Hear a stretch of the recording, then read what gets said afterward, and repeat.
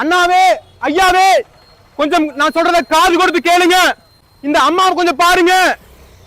60 வயசுக்கு மேல வாழ்ந்துட்டு இருக்கிற ஒரு அம்மா, 2 கண்ணும் சரியா தெரியாத ஒரு குறைபாடு உள்ள அம்மா. இந்த அம்மாவுடைய வாழ்க்கையில நீங்க ஒவ்வொரு நாளும் வாங்கி குடிக்கிற சாராயத்தால ஏற்பட்ட பாதிப்பு என்ன இப்ப சொல்றேன். நல்லா கொஞ்சம் காது கொடுத்து கேளுங்க ஐயா. இந்த அம்மாவுக்கு 3 பசங்க. இவங்களுடைய கணவர் குடிச்சு குடிச்சு குடிச்சு இந்த அம்மாவை அனாதையா விட்டுட்டு செத்து போயிட்டாரு. இப்ப இந்த அம்மாவுக்கு 3 பசங்க.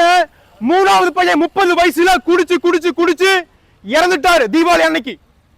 இவங்களுடைய 2வது பையன் ஒவ்வொரு நாளும் குடிச்சிட்டு 40 வயசுக்கு மேல இந்த அம்மாவை போட்டு அடிக்கிற அடியில இந்த அம்மா ரோட்டல் இன்னைக்கு பிச்சை ஏத்திட்டு இருக்காங்க.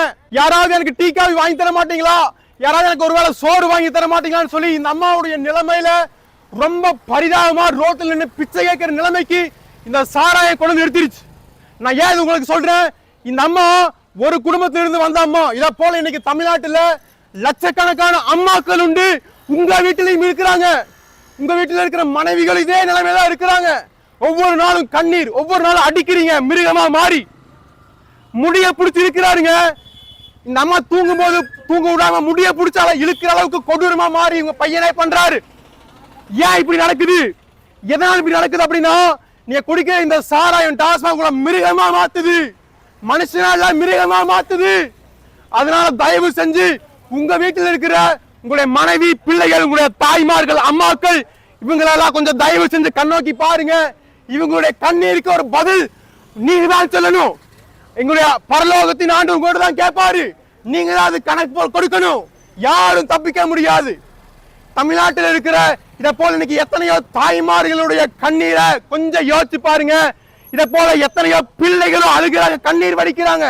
ஐயோ, எங்க அப்பா குடிச்சு குடிச்சு ஒவ்வொரு நாளும் ஹாலியே யூரின் போறாரு, ஹாலியே மோஷன் போறாரு, எங்க அம்மாவை அடிக்கிறாரு, கெட்ட வார்த்தை பேசுறாரு, எங்களுக்கு வெளியே தலை காட்ட முடியல அப்படின்ற அளவுக்கு உங்க வீட்டுல இருக்கிற பையங்க பொண்ணுங்க இன்னைக்கு தமிழ்நாட்டில் அதிகமாயிட்டாங்க. அதனால தயவு செஞ்சு மனம் திரும்புங்க. இந்த அம்மாவுடைய கண்ணீருக்கு நீங்க எல்லாரும் பதில் சொல்லணும். நீங்க எல்லாரும் பதில் சொல்லிதான் ஆகணும். யாரும் தப்பிக்க முடியாது.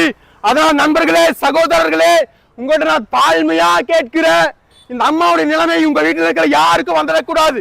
உங்க வீட்டில் இருக்கிற அம்மாவுக்கோ மனைவிக்கோ பிள்ளைகளுக்கோ வந்துடக்கூடாது. நிற்கதியா விட்டுறாதீங்க ஐயா. உங்களை கெஞ்சி கேட்கிற, நிற்கதியா விட்டுறாதீங்க. குடும்பத்தை அனாதைகளா மாத்திராதீங்க. தயவு செஞ்சு மனம் திரும்புங்க. உங்களுக்கு எல்லாருக்காகவும் நாங்க பிரேயர் பண்றோம். I am a servant of the most high God. அந்த பரலோகத்தின் ஆண்டவர் உங்கள் ஒவ்வொருவருக்கும் விடுதலை தருவார். கர்த்தராகிய இயேசுவே இவர்கள் ஒவ்வொருவரையும் விடுதலை